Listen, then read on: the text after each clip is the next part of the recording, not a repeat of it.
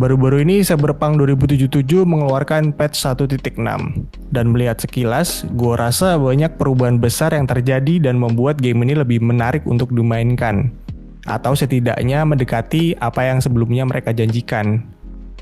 Karena kita tahu sendiri, Cyberpunk waktu rilis benar-benar mengecewakan. Dengan hype yang sangat-sangat tinggi, secara developernya adalah CD Projekt, game ini gagal untuk memenuhi ekspektasi orang-orang. Dari bug yang begitu banyak, sampai atmosfer game yang kayak kota mati, bikin game ini serasa nggak lebih menarik dari Solitaire. Well, sebenarnya banyak yang kayak gini. Contohnya No Man's Sky, Fallout 76, atau WWE 2020. Terus gue penasaran gitu, kayak kenapa ya hal ini tuh udah jadi fenomena yang awam buat game-game modern. Malah kayak udah jadi standar yang mau nggak mau diterima publik gitu. Well, setelah gue menelusuri internet sampai dengan kerak terdalam, anjay, gue berpendapat bahwa jawabannya ada dua, dan saling berhubungan, yakni crunch culture dan hype culture. Oke, disclaimer sebelumnya, semua yang gue katakan ini adalah murni pendapat gue aja. Gue bukan orang yang langsung terjun di industri game, jadi kalau ada yang kurang pas, harap maklum. Oke, lanjut. Yang pertama, crunch culture. Enggak, ini bukan budaya makan sereal Coco Crunch atau Captain Crunch. Dan sebelum gue bahas lebih lanjut, kita bisa setuju soal satu hal. Bikin video game itu susah banget. Mau itu game indie atau game AAA, apalagi kalau lo berharap video game lo bakal laku di pasaran. Tentu semua itu akan melibatkan banyak orang, banyak tenaga, uang, dan banyak pengorbanan lainnya. Setuju Bapak Ibu? Oke, good. Lalu pertanyaannya, apa sih itu crunch culture? Nah, untuk lebih mudah memahami, ibaratnya gini. Pernah nggak lo ngerjain suatu hal yang lo passionate banget? Terus lo akhirnya maksain diri lo sendiri buat kerja lebih keras. Dan ketika hal itu mau kelar, lo serasa punya motivasi buat ngeluarin tetes terakhir tenaga lo supaya lo puas sama hasilnya.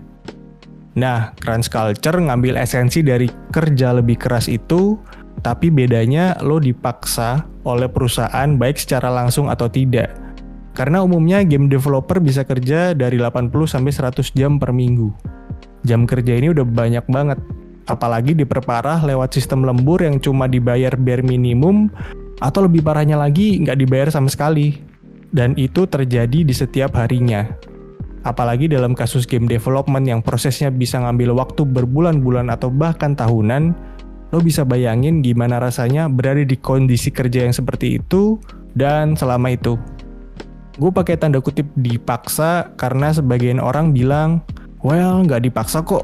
Kan itu lo diharapkan aja bisa bantu lebih biar game yang dihasilkan bener-bener sesuai ekspektasi. Lagian kalau lo nggak mau kan bisa nolak. Wey, nggak gitu bro. Karena gini, pertama, oke, gue bisa paham kenapa crunch culture bisa menghasilkan game yang bagus. Tapi gue yakin ini contoh kecil aja. Sebagian besar gue yakin hasil dari crunch culture ini berdampak baik ke kesehatan mental atau fisik karyawannya. Sistem kerja yang gak sustainable ini berimbas ke produktivitas yang cuma bikin capek, demot, dan menghilangkan sisi passion dari karyawan itu. Terus kalau itu semua terjadi, lo masih bisa bilang game yang dihasilkan bakal bagus. Kedua, pastilah perusahaan gak bakal maksa karyawannya buat lembur gak dibayar. Emang mau dituntut tuh perusahaan? Tapi budaya yang diciptakan perusahaan ini udah kayak lingkaran setan yang kalau karyawannya nggak mau kerja lebih keras, ya bakal dipecat atau merugikan karyawan lain, karena pasti karyawan lain itu beban lemburnya jadi double. Sederhananya, lo nggak bisa nolak. Nyari kerja itu susah, mau nggak mau lo harus join di lingkaran setan itu.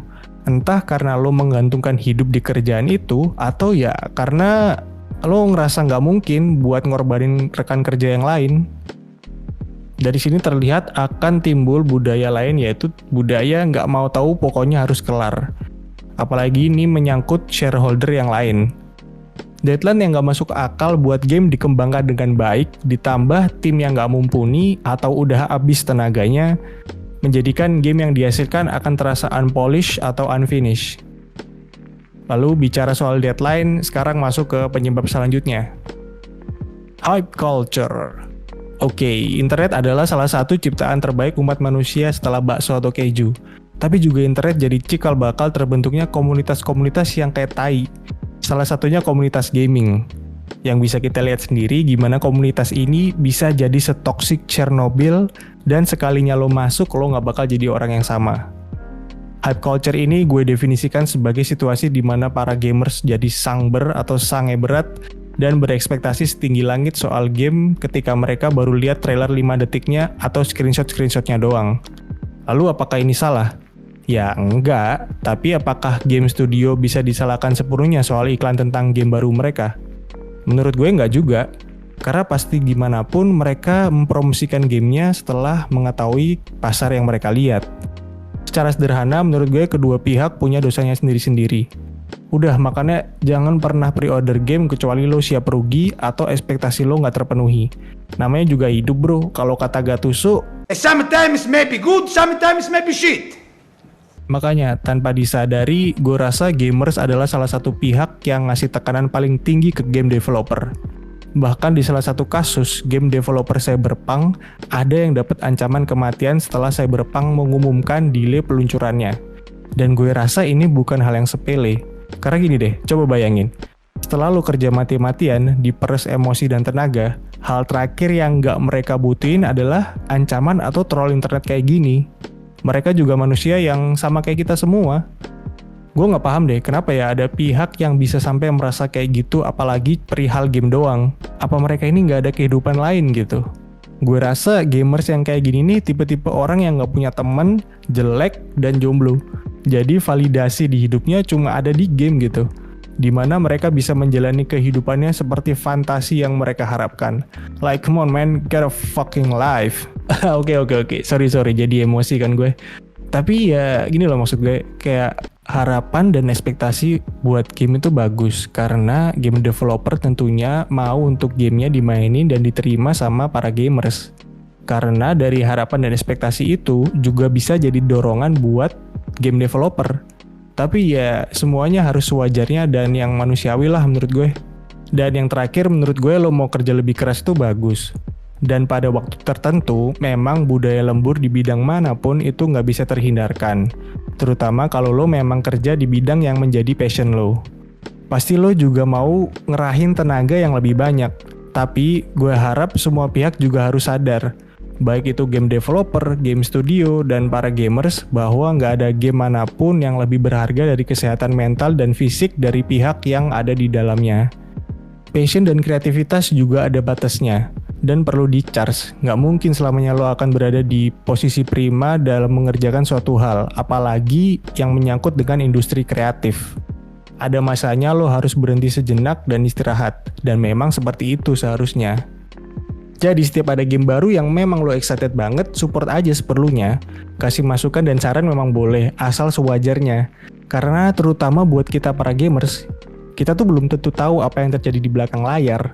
Dan buat para game studio, gue juga berharap untuk crunch culture ini bukan jadi sesuatu yang dinormalkan atau diharuskan. Yaudah, segitu dulu bro, gue mau lanjutin namatin Valorant. Feel free to subscribe dan Assalamualaikum.